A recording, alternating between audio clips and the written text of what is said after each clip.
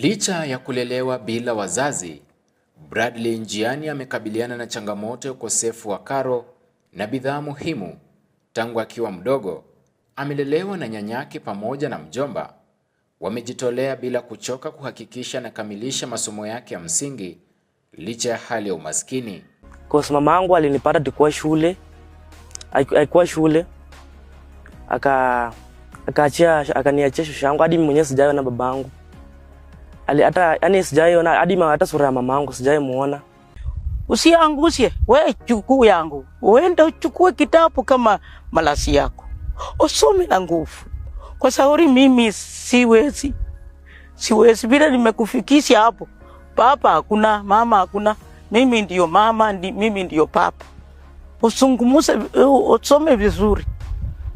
Mheshimiwa kama anakutembelea, anakupatia school fees, usimwangushe. Kasoko la Misihu, nyanyake Bradley Gladys Nanyiri, ambaye ni mtu mwenye ulemavu na nguzo imara katika maisha ya Bradley, aliendesha biashara ndogo kuweza kumsaidia kifedha. Hata hivyo, hali ngumu ya uchumi ilisababisha biashara hiyo kukosa kunawiri na ndoto ya Bradley ya kujiunga na shule ya upili kuweza kutimia ikiwa hatarini. Kaitwa St. Peter's Mumias. From there, shoshangu alikuwa JZ. Yani hata hiyo school fees alikuwa tu analia usiku na mchana. Alikuwa anashangaa hiyo tutatoa wapi. Kuenda grade 9 nimesumbukana na mtoto kama niko huko, biashara yangu ikakwisha yote, pesa yangu ikakwisha yote. Nikasema sasa nitafanyaje ndio mtoto huyu aende. Cha ugumu huo, juhudi za Bradley hazikuyumba.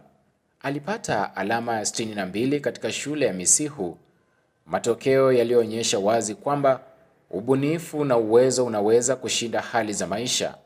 Hata hivyo, ndoto yake ya kuwa daktari wa macho ilikuwa karibu kukatika kwa ukosefu wa karo ya shule. Huyu mwanafunzi alipitia kwa mikono yangu nikimfunza, nikamjua alikuwa mwanafunzi wa bidii na nidhamu.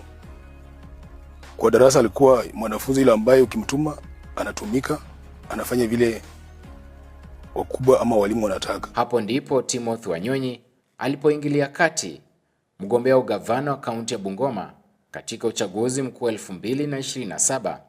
Aliangazia swala la Bradley kuhakikisha safari yake ya masomo haikwami tu katika kijiji cha Kananachi eneo bunge la Kimilili. Mheshimiwa Tim ndiye amenisaidia mpaka mtoto huyu sasa hii hata amefaa, anaondoka anaenda shule.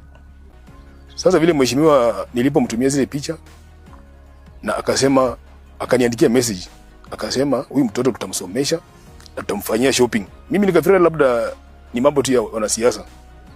Lakini kusema kweli imekuwa siku 3-4 zilizopita nikapigiwa simu na mheshimiwa anafanya kazi kule kwa ofisi ya mheshimiwa Tim Wanyonyi. Wakaniambia nipeleke hiyo barua ya St. Peter's kule Eninga. Na mimi sikuchelewa. Licha ya kwamba tunapata mapato madogo, nilijikaza nikafika Bungoma nikapeana hiyo bahasha na wakaendelea kuifuatilia.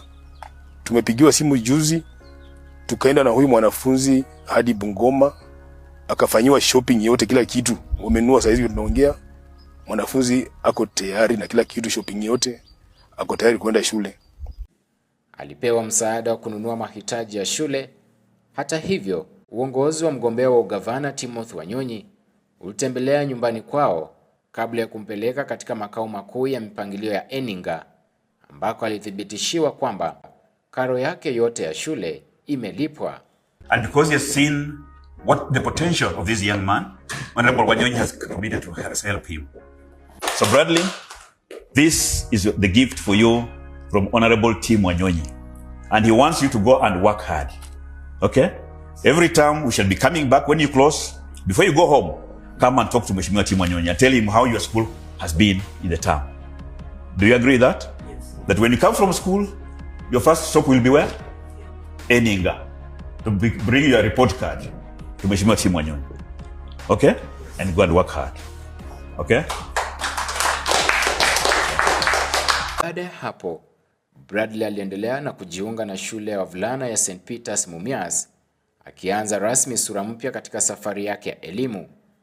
Bradley hatembei tu na vitabu na sare za shule, anabeba tumaini, imani mpya na uhakika kwamba maisha yana umuhimu, kwamba kuna mtu anaamini katika ndoto yake. Nikiripotia mtazamo wa Dira Runinga ya Tandao, jina langu ni Felix Wanjala.